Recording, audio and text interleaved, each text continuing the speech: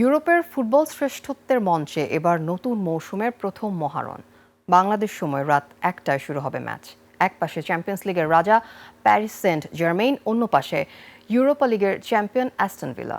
সালজবার্গে UEFA Super কাপের trophy কার হাতে উঠবে?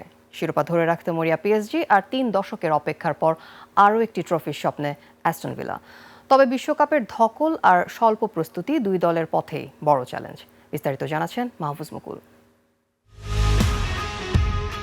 এক ট্রফি, দুই চ্যাম্পিয়ন আর ইউরোপিয়ান ফুটবলের নতুন মৌসুমের প্রথম মহারণ। সালজবুর্গে মুখোমুখি চ্যাম্পিয়ন্স লিগ জয়ী প্যারিস সেন্ট জার্মেইন ও Europe League champion Aston Villa. গত মৌসুমে ইউরোপের সিংহাসনে বসেছিল Paris Saint Germain. Champions League জয়ের পর প্রথমবার ইউএফা সুপার কাপও ঘরে তুলেছিল ফরাসি জায়ান্টরা। এবার লক্ষ্য ট্রফি ধরে রেখে নতুন মৌসুমের শুরুতেই আরও একটি বার্তা দেওয়া।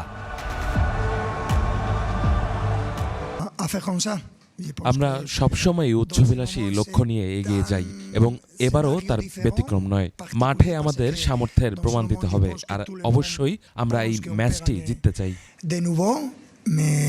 পিএসজির 15 জন খেলোয়াড় ছিলেন বিশ্বকাপের মঞ্চে। স্পেনের হয়ে বিশ্বকাপ জয়ী ফাবিয়ান রুইস থেকে ফ্রান্সের সেমিফাইনালিস্টদের অনেকেই এখনো পুরোপুরি ফিরে পাননি ম্যাচের ছন্দ। তাই এনরিকে জানেন, শিরোপা জয়ের চেয়েও বড় পরীক্ষা হতে যাচ্ছে শারীরিক প্রস্তুতি। প্রি সিজনে আমাদের আরও কিছু বিষয় দেখতে হবে। গুরুত্বপূর্ণ অনেক খেলোয়াড়ই দল ছেড়েছেন, তাই প্রি সিজনের একটি ম্যাচ দেখে আগামীকাল ঠিক কেমন দল মাঠে নামবে সেটি মূল্যায়ন করা কঠিন।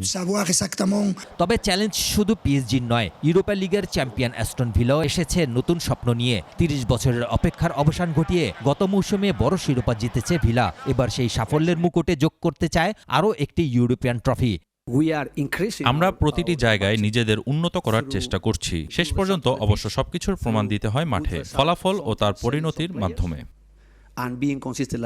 এমিরির কথাতেই পরিষ্কার, ভিলার ক্ষুধা এখনো শেষ হয়নি। তবে নতুন মৌসুমে বড় পরিবর্তনের মধ্য দিয়ে যাচ্ছে ইংলিশ ক্লাবটি। দল ছেড়েছেন Yuri টিলেমান্স, Morgan Rogers, Jadon Sancho ও ডগলাস লুইস। চোট আর বিশ্বকাপের কারণে বেশ কয়েকজন গুরুত্বপূর্ণ খেলোয়াড়ও নেই। আমরা যেসব খেলোয়াড়কে নিয়ে শুরু করেছি তাদের নিয়ে আগামীকালের ম্যাচের প্রস্তুতি নিচ্ছি। এমনকি 4 সপ্তাহ ধরে অনুশীলন করা কয়েকজন তরুণ খেলোয়াড়ও দলে রয়েছে। দু দলেই নামছে অসম্পূর্ণ প্রস্তুতি নিয়ে, কিন্তু ট্রফির সামনে কোনো অজুহাত নেই। চ্যাম্পিয়ন্স লিগের শক্তি নাকি ইউরোপা লিগের ক্ষুধা, উত্তর দেবে সালজবুর্গ। মাহফুজ মুকুল, 21 টেলিভিশন।